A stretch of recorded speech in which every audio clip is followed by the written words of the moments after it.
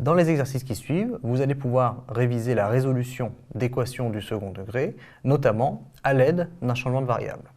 Alors ici, on a une équation, qui n'est d'ailleurs pas une équation du second degré, puisqu'on a du degré 4 ici et du degré 2 ici, et on nous demande de la résoudre. Alors pour la résoudre, ce qu'il faut faire, c'est se rendre compte qu'il n'y a que des puissances paires de x, et qu'en fait, c'est une équation que l'on appelle une équation bicarrée. Et on va poser, pour cela, grand X égale x2, ce qui va me permettre d'écrire cette équation 1 de la façon suivante.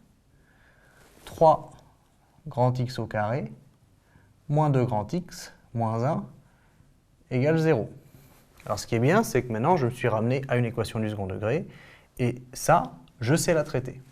Simplement, ça ne va pas suffire, évidemment. Une fois que j'aurai trouvé mes solutions, si elles existent, grand X1 et grand X2, ou alors simplement grand X1 s'il n'y en a qu'une, eh bien, il va falloir que je me ramène à petit x, puisqu'on me demande les solutions petit x ici. Mais faisons les choses par étapes. D'abord, ici, on va calculer le discriminant, qui est égal à b au carré moins 4ac, donc moins 2 au carré, moins 4 fois 3 fois moins 1, c'est-à-dire 4 plus 12 égale 16, ce qui est strictement positif. Il y a donc deux racines. x1 est égal à moins b moins racine de delta sur 2a, c'est-à-dire à 2 moins 4 sur 6, ce qui nous fait moins 2 sur 6, ce qui nous fait moins 1 tiers, et x2 est égal à 2 plus 4 sur 6, c'est-à-dire 1. D'ailleurs, on aurait pu voir tout de suite que 1 est racine évidente, puisque 3 moins 2 moins 1, ça fait bien 0. Voilà. Alors ça, ce sont mes deux racines, mais c'est grand X. Moi, ça ne m'intéresse pas, grand X. C'est une façon de résoudre cette équation-ci, mais à la fin, je veux petit x. Donc, je vais écrire que ça, c'est petit x1 au carré, et ça, c'est petit x2 au carré.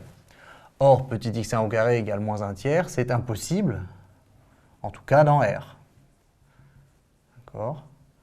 Et donc, j'en conclus que x2 égale plus ou moins racine de 1, c'est-à-dire égale plus ou moins 1, et solution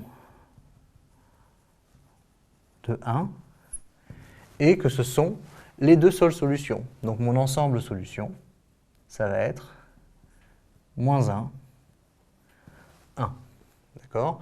Alors à bien comprendre, ce changement de variable qui est classique dans le cas des équations bicarrées, mais il faut toujours se ramener après un changement de variable à la variable de départ, ce que l'on fait ici. Et on discute. Ici, ça n'est pas possible, donc ça élimine ce choix-là. Il ne reste que celui-ci.